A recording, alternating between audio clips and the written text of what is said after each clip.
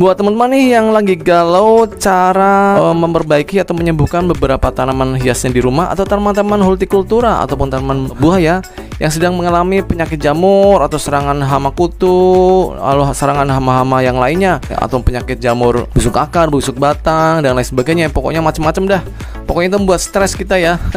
Apalagi kalau tanamannya itu tanaman hias favorit kita yang sedang dilanda penyakit tersebut.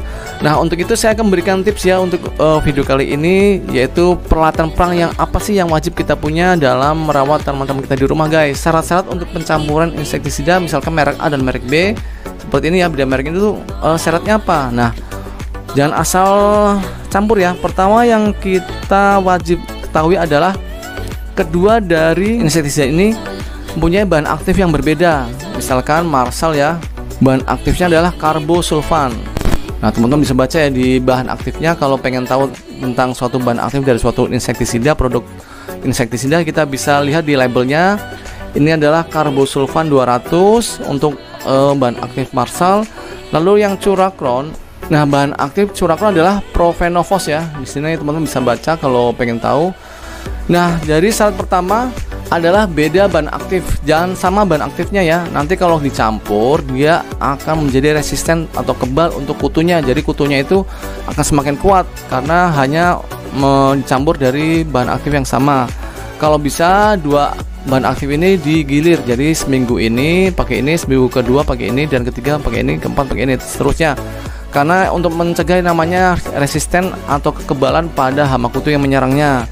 Lalu yang kedua adalah beda cara, yaitu misalkan untuk Curacron itu sistemik ya. Jadi kalau kita semprot itu meninggalkan di daun, lalu apabila ada kutu yang baru datang dia memakan daunnya akan mati, akan mengalami yang namanya keracunan di lambung. Itu untuk Curacron sistemik. Lalu untuk Marsal itu lebih kepada kontak ya.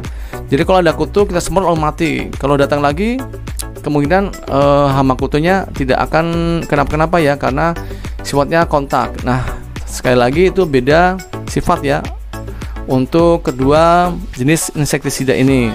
Lalu yang ketiga ini adalah fungisida anti Jerman untuk penyakit semuanya ya, bisa hampir semua tanaman jenis penyakit, bisa dari bercak daun, busuk batang, belas pada tanaman padi dan lain sebagainya.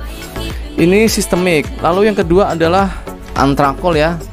Antrakol ini sifatnya kontak, beda dengan yang anti Jerman ini ya. Ini adalah sistemik, ini kontak, dan beda bentuk, ini tepung, yang ini cair.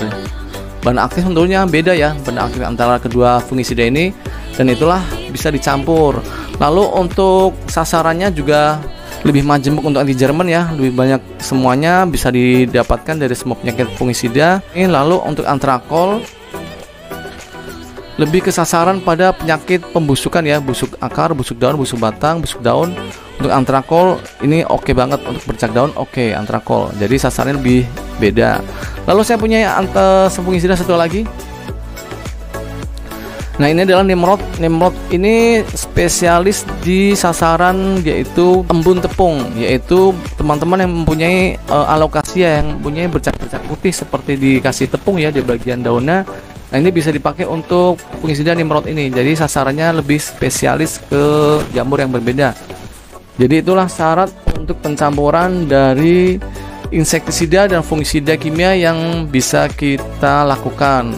Semoga ini menjadi wawasan untuk teman-teman, menjadi ilmu buat teman-teman dalam perawatan tanaman di rumah agar semakin selalu sehat. Semoga bermanfaat untuk video kali ini. Jangan lupa like, share, komen, subscribe, dan loncengnya ya. Sampai ketemu di video berikutnya. Dadah.